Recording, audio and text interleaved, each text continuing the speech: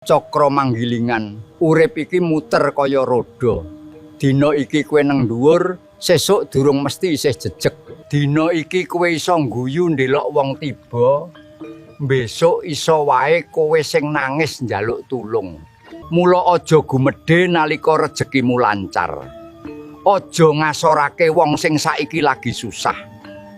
Wong sing saiki kok sepelekne, besok iso dadi sebab lawang rezekimu kebuka. Wong sing saiki kok larani, besok iso dadi pangeling nalika uripmu wiwit peteng. Roda wektu ora tau takon kowe siap apa ora. Yen wis wayahe mudhun, kabeh gelarmu ora iso nyangga.